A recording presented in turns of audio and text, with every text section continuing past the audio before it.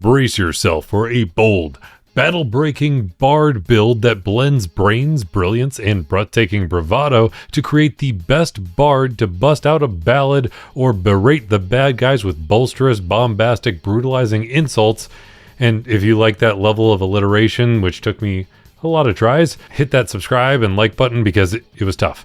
But I have the best bard or most optimized bard you can possibly play in Dungeons & Dragons. And no, it is not the bard you're probably assuming, because that bard is way overhyped and is actually not as good as everybody thinks it is. And a lot of people really focus on the wrong things for a bard, really putting a lot of features to waste. But let's go ahead and build this bard, and if you want to follow along with a character sheet, I have all of them available on Patreon, linked in the comments and description down below. But we need to start with the species. And there's no actual bad choices for a bard, but there is definitely an optimized one, because you might actually want to take into account that in a lot of D&D settings, there might be certain concepts tied to the idea of tieflings or drow that kind of permeate through the mythos of D&D, and we want to avoid some of that. But there's also additional features with other species that can really benefit a bard. But we mostly want to focus on a few things.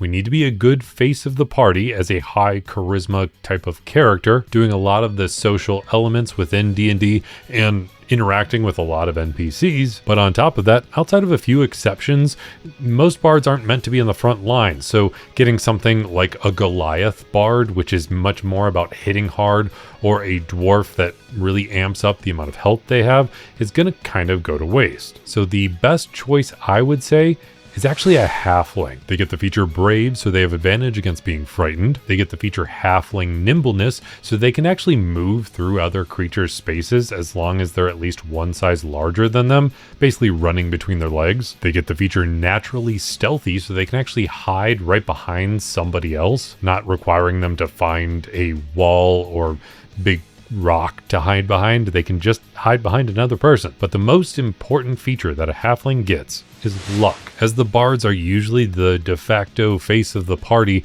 they need to be able to roll pretty well on a lot of skills. And you may be thinking, well, RJ, if you want to roll well on skills, why not just go with a human and get the skilled feat?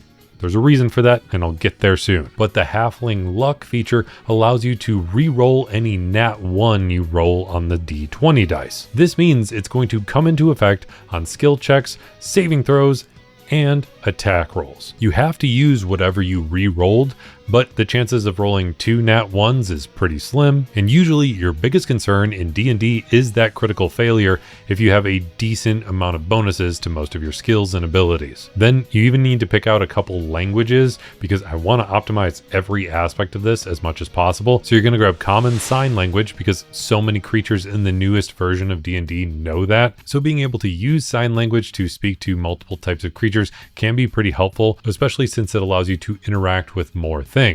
But because there's kind of the default idea of a bard wanting to hook up with a dragon, grab Draconic as well. Then when it comes to the background, we're going to go with Wayfarer. This gives us proficiency with Insight and Stealth, both of which are very, very helpful for any bard. And if you have a bard in the party, you are actually less likely to have a rogue as well. And Wayfarer gives you proficiency with Thieves' Tools, meaning you're a little better at being able to pick locks. So you can be the fallback rogue of the party if you don't have one. This background will boost up our dexterity and charisma, which are going to be the main stats we want to worry about. And it gives us the lucky feat. So we get a number of luck points equal to our proficiency bonus, allowing us to have advantage on something that we roll, or forcing an enemy to have disadvantage on something they roll. And this is absolutely crucial. Again, we want to avoid the skilled feat for a very good reason, but the lucky feat is even more powerful, because having advantage just when we need it in a social situation can be absolutely crucial, and forcing an enemy to have disadvantage on a saving throw against one of your spells can be absolutely amazing. Now it's time to dive into the class. Starting off in Bard, you get to choose 3 skills and 3 musical instruments. Let's start with the skills first. We're going to go with Persuasion and Deception. Those are going to be the most crucial for anybody that might be the face of the party.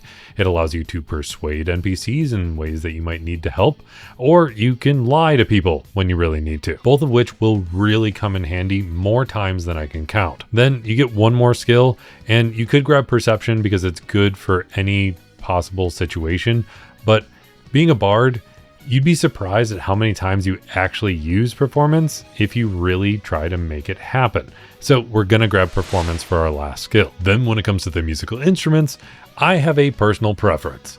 I would go with bagpipes to start because it's ridiculous and I love the idea of marching into battle while using bagpipes to blast out absolutely ridiculous music. It makes you feel like you're on the Scottish Highlands wearing a kilt, and it feels like an extra big insult to your enemies when you defeat them while wielding a bagpipe. Then if you want to be more of a rocker, grab the best guitar alternative with a lute, especially since some aspects of this build will actually be similar to something like Bill and Ted.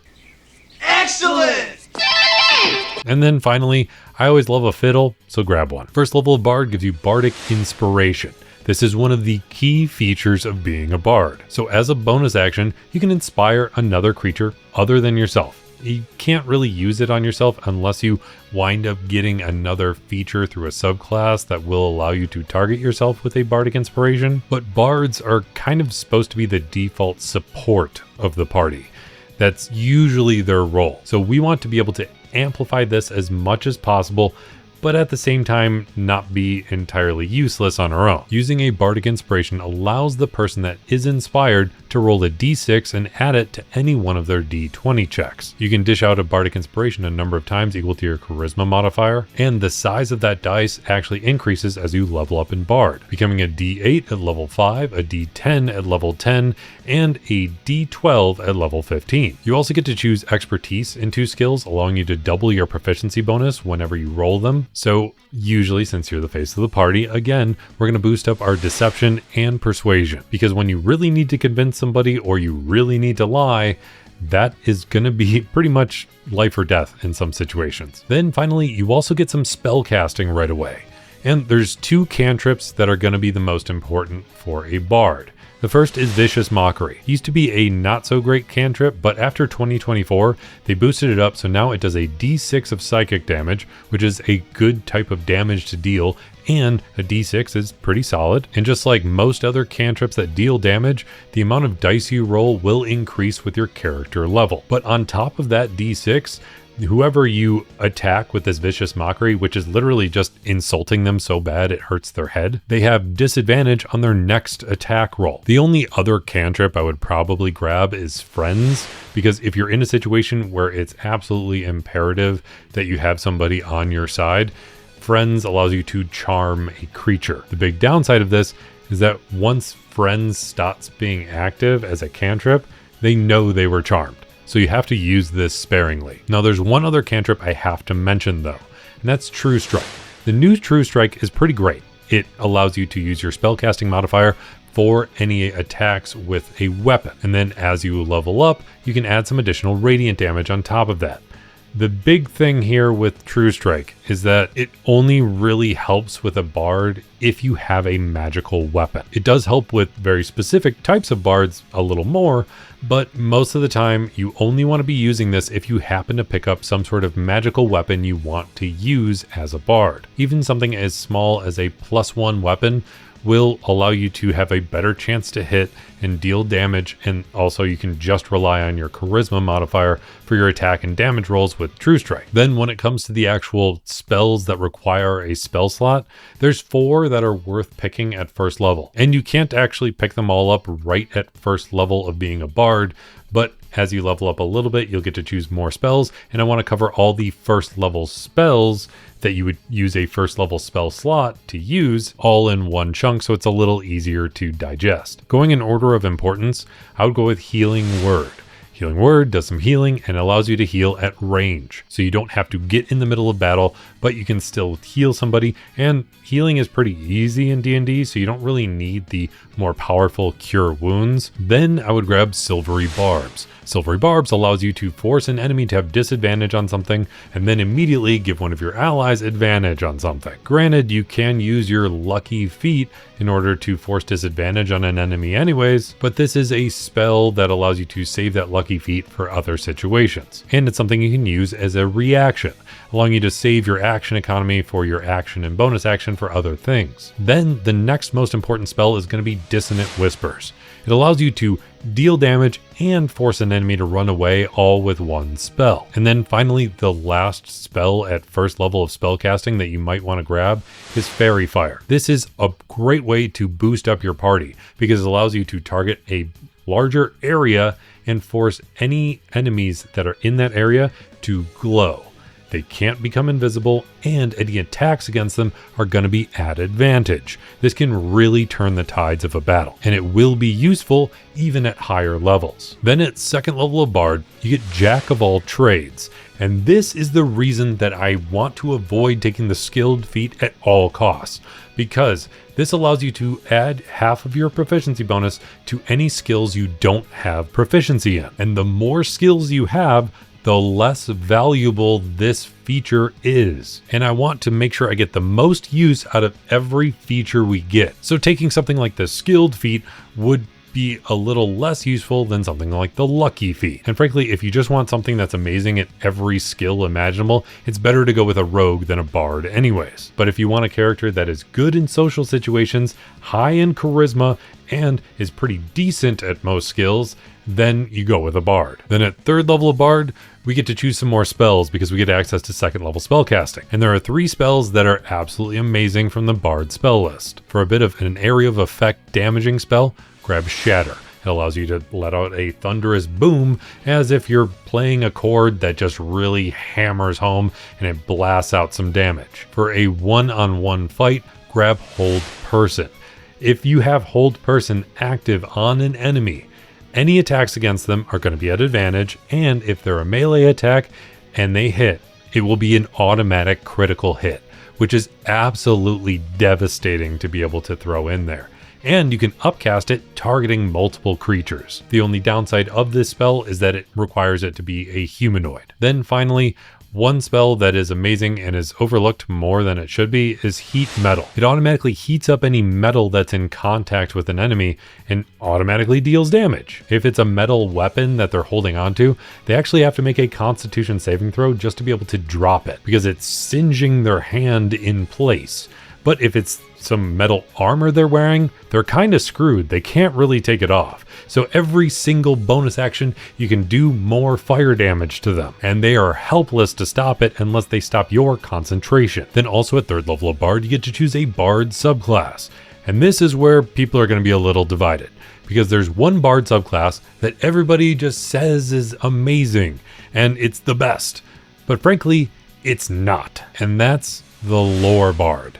The Lore Bard has some good potential, but the one thing that everybody winds up talking about with the Lore Bard is either the older version, which is the additional magical secrets, or the newer version, which is magical discoveries. It basically allows you to dive into other spell lists that aren't the Bard and grab spells and cantrips from those spell lists instead if you want to. This will kick in at 6th level.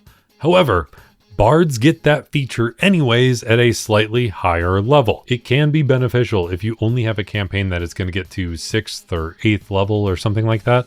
But if you are going to get to higher levels at any point in your campaign, that immediately goes to waste. They also get 3 additional skills, but again, with Jack of all trades, that isn't quite as useful. The only thing that is pretty decent is Cutting Words, which will allow you to use your bardic inspiration to interrupt an enemy, but you have the lucky feat and you have Silvery Barbs as well, which kind of reduces that usefulness a bit. And frankly, the only thing that is really, really good that you can't get many other places is what you get at the 14th level of a Lore Bard, which is Peerless Skill, which just makes you a lot better at your skills because you can use a bardic inspiration on your own skill checks, and if you still fail, you don't use up the bardic inspiration. But considering everything below 14th level isn't as useful as it should be, and at 14th level, it's just boosting up your skills a bit, I don't think this subclass is as good as everybody thinks it is. So frankly, besides that, there are 3 really good subclasses I like.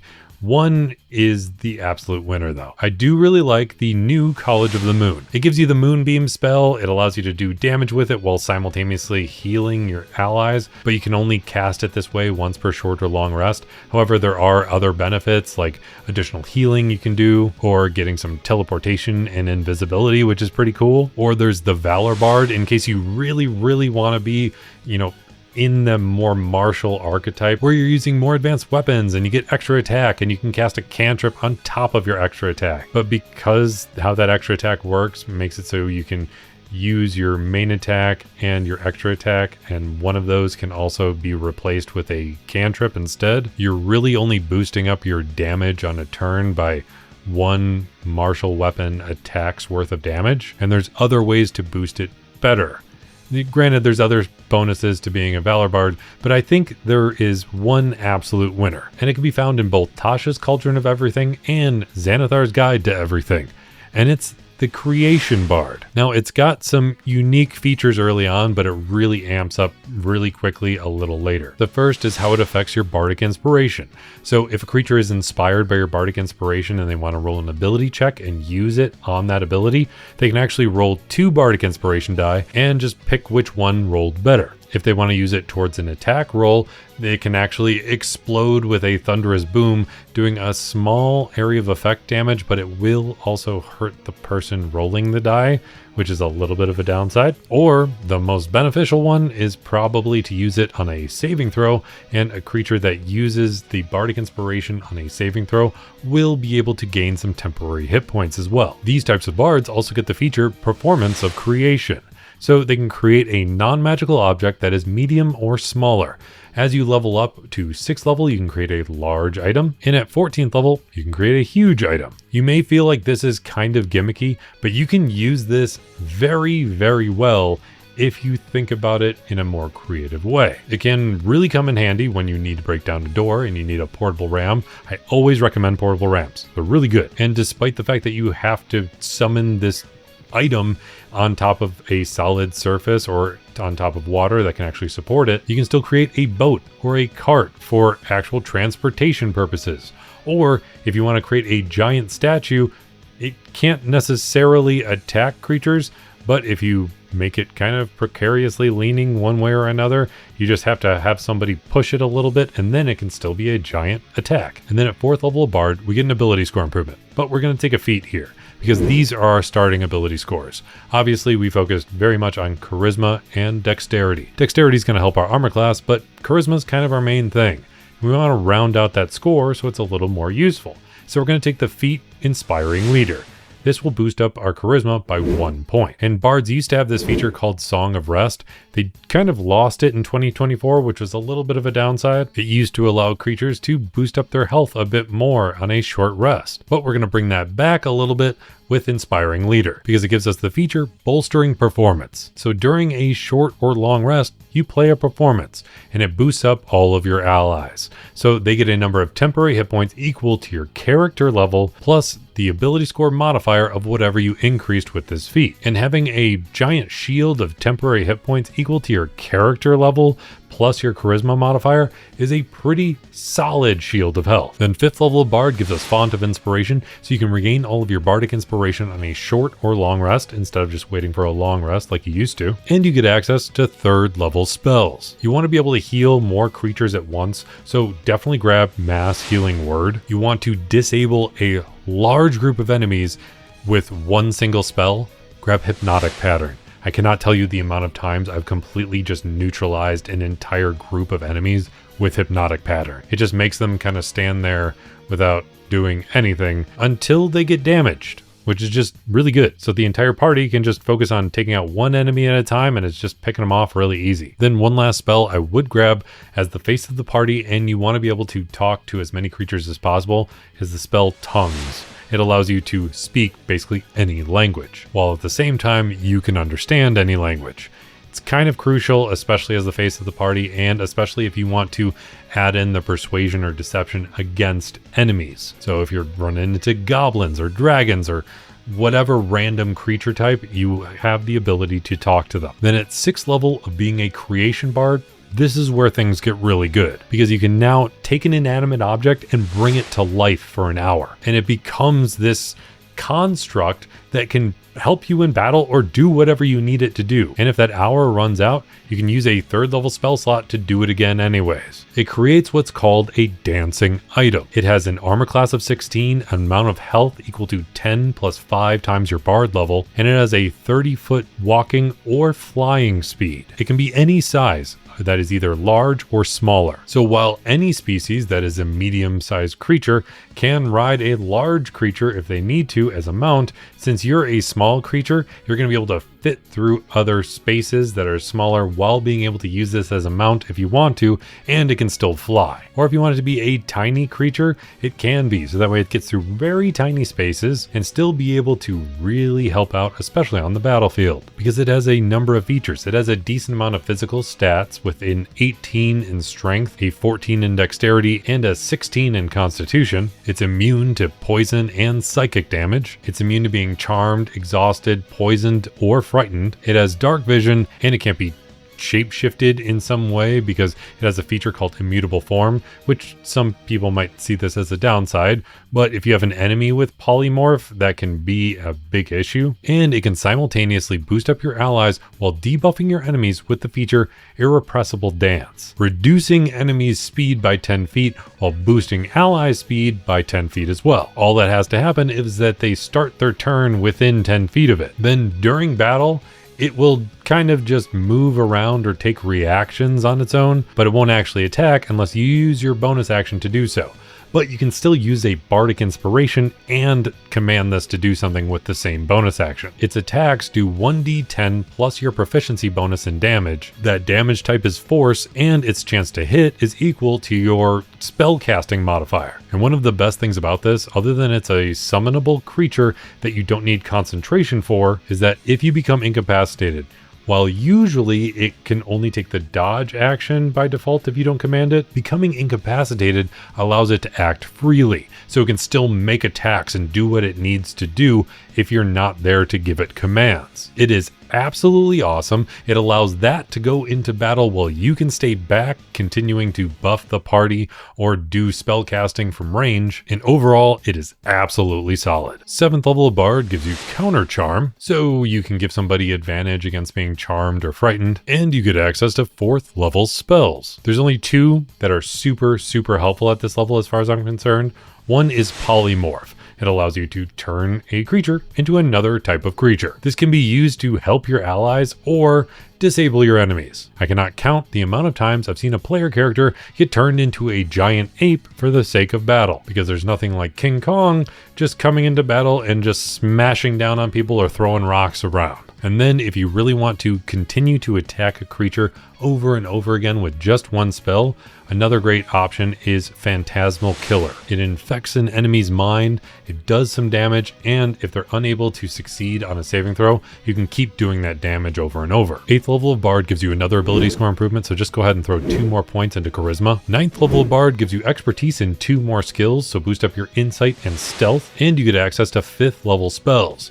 Make sure to grab Hold Monster. It has all the benefits of Hold Person, but you can apply it to more creature types, not just humanoids. Also grab Synaptic Static because it allows you to mess with a whole bunch of creatures' minds and have them have a minus 1d6 to tons of their stuff. It's a great debuffing spell while also doing some damage. Then at 10th level of Bard, things really open up because you get the feature Magical Secrets, allowing you to dive into the wizard, cleric, and druid spell lists as much as you want to. And you can swap out spells that you currently have for spells from those spell lists and continue to swap them out as you level up. So a good damaging cantrip you might want to grab at this point that will also give some debuffing effects to your enemies is Mind Sliver. It forces them to have a minus 1d4 to their next saving throw, while at the same time doing 1d6 worth of psychic damage per rank of the cantrip. But one of the most important spells I would grab at this point is Summon Draconic Spirit, because you already have this giant construct you can summon if you want to, so why not go ahead and throw another summoned creature into the battlefield? You don't need to concentrate on the construct, so having a dragon spirit fighting alongside you too is just even better. And as I mentioned in my ultimate summoner build, this is one of the best summoning spells you can possibly grab. Its armor class equals 14 plus the spell slot level that you use to cast it. Its hit points are 50 plus 10 for every spell slot above the 5th level you use to cast it. And it has multi-attack, so it can attack the amount of times equal to the spell slot level you use to cast it divided by 2, but that's rounded down. But that means that if you upcast it at all, once you get to 6th level of spell casting, then you can give it 3 attacks. And on top of those attacks, it can always use a breath weapon. So it's got melee attacks, an AoE attack, a solid amount of health, a solid amount of armor class, and it is super powerful. And then just throw in your armored construct at the same time, and that's a crazy amount of help to have in your battle. On top of being able to do instant casts and cantrips and stuff that you want to do as well. 11th level of Bard gives you access to 6th level spells, and there's two really good ones for a Bard. The first one is Mass Suggestion.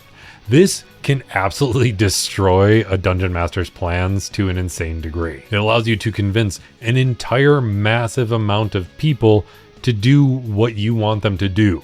So if you're in a battle, you can be like, hey, everybody, drop your weapons and just go home for the next day if you want to. Or you can get a whole bunch of commoners to fight alongside you against the big bad.